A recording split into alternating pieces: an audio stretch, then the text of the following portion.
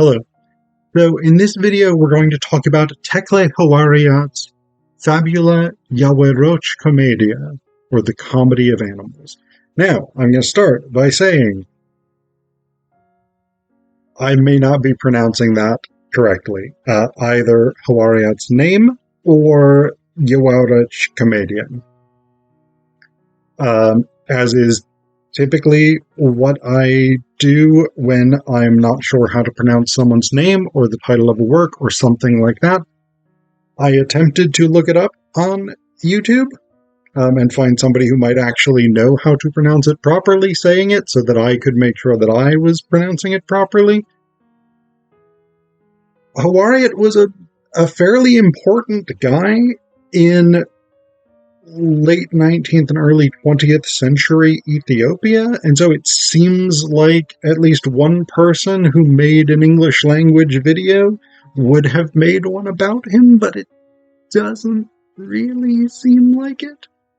So I've given it the old college try. If I am pronouncing it wrong, first off, I apologize. Second off, if you know how to pronounce it and can give me a good guide, please put it in the comments. I very much would appreciate it.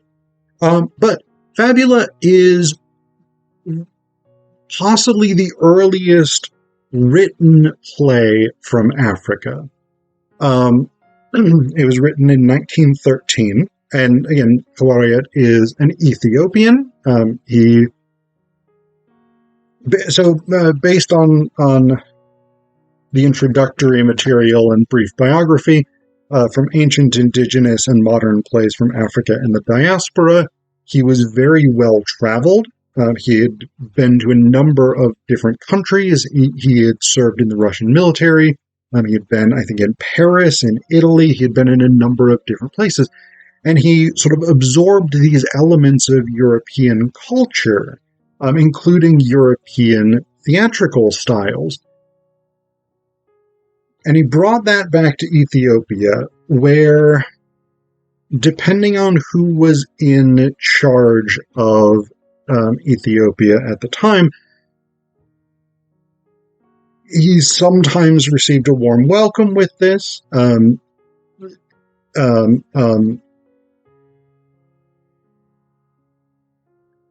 was it?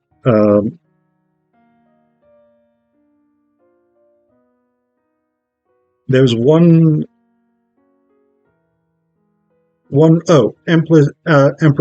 Zauditu, who again, I apologize if I'm not saying that correctly.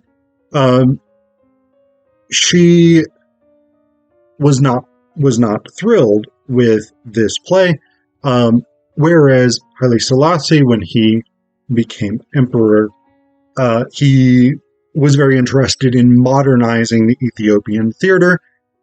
And modernization in this kind of context tends to mean bringing it closer to European performance styles.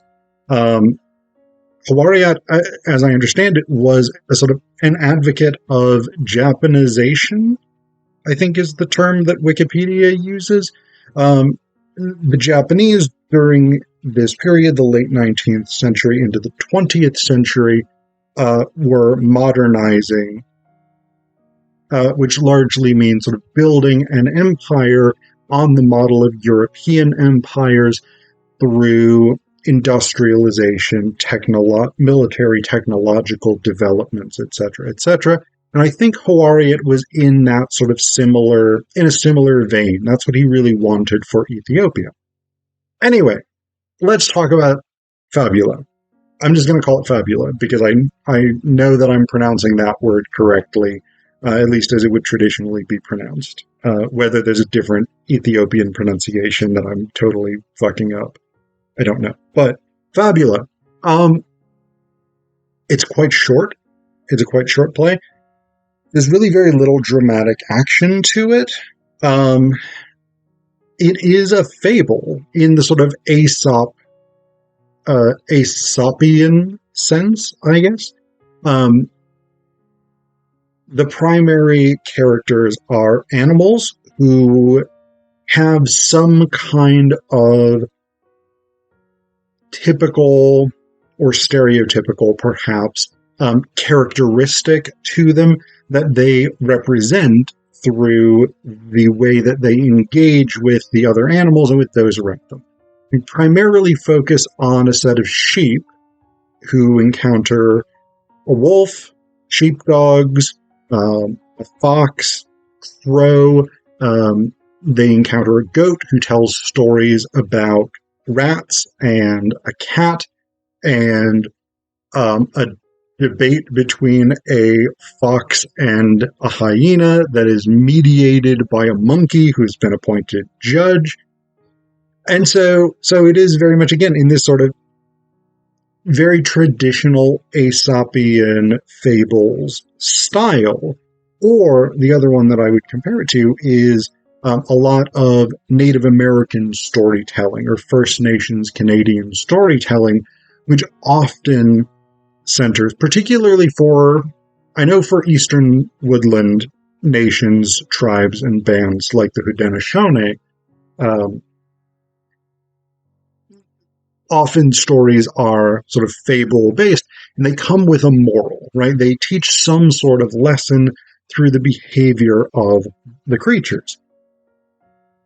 Hawariat's Fabula kind of does that, but I don't know if it's a question of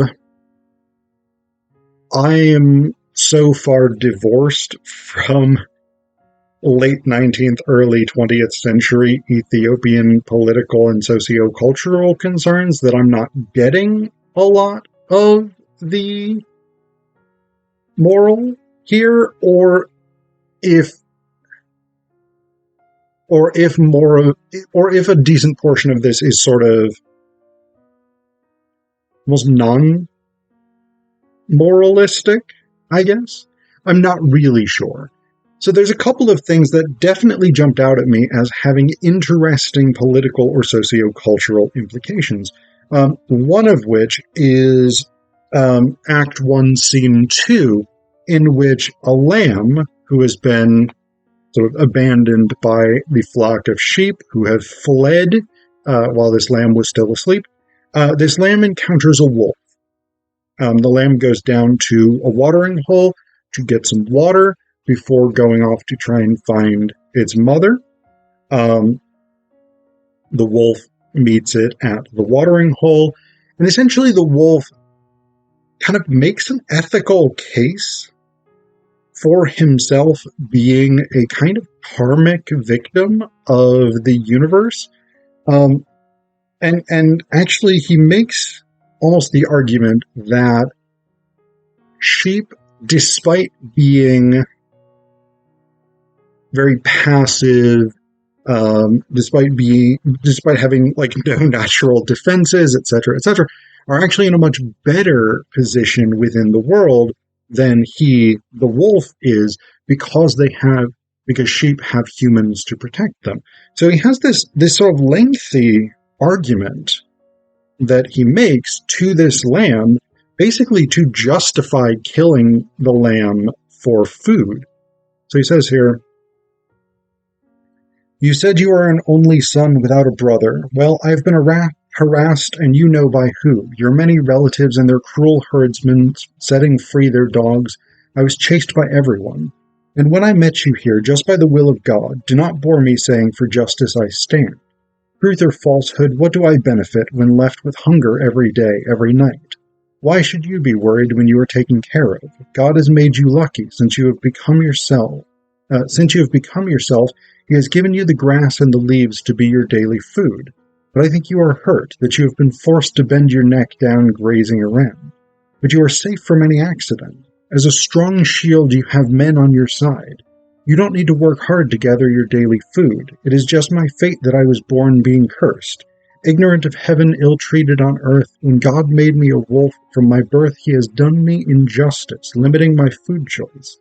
Always looking for meat, I can't eat leaves or have grass. I live worried, day in and day out. I do not know a home life where I sleep when I want. I pass my day hunting, wandering everywhere, but I don't get your lot. You are always alert. You live comfortably. You don't need to bother. Justice is only made toward the needy. falsehood or truth? Does everyone get happy? If one gets hungry and has become a judge, solving first his needs makes him a person of knowledge. When one gets settled, justice will be re-examined. Taking all his time, the case will be reopened. Now, my good friend, if you seek justice, I will give you my soul to stand for truth. I swear by my life not to pass false verdict. Let God strike me if I'm not impartial. I am just fed up with such fruitless talk. When I think of my lunch, it is you that I look at. I only cool off when I get my food. We then come to justice, truth, or falsehood. All of them, if I could. This is my verdict, whether you like it or hate it. I'm dying of hunger. Shut up and lie quiet. And the lamb responds, Bia mia, which I assume is supposed to be sort of ba ba, as we would render it in English. Woe is me, I never get my fill or enjoy life really. Yet being a small child I have been subjected to a hungry wolf, that I be his breakfast. Farewell to the world, to that swindler who makes us a victim, to those who have power. We toil in vain hoping to live better. So this, I actually think this encounter is really, really interesting. Because the wolf is essentially making the argument that he is the suffering victim of circumstance, because unlike the sheep, whose food in the form of grass grows freely everywhere, the wolf needs to hunt. He constantly needs to be seeking out food, and his prey can always attempt to escape. He makes the argument that it is therefore just for him to kill this lamb, and that it is in fact the sheep, the lambs, who have power because they have human herdsmen to protect them. The lamb, in its brief response, basically says, I have been made prey to someone with power because I am powerless. And so it does raise this sort of interesting question, because on the one hand, philosophically, the wolf is not necessarily wrong, right? He makes this argument, my life is difficult, and your life is substantially easier in some way. It's worth adding that. But it's an interesting element, right? It does sort of raise this question. To the degree that there is truth and justice in what the wolf says, is he right? Or is this merely a cunning and guileful twisting of truth and the appearance of truth in order to advance his selfish interests?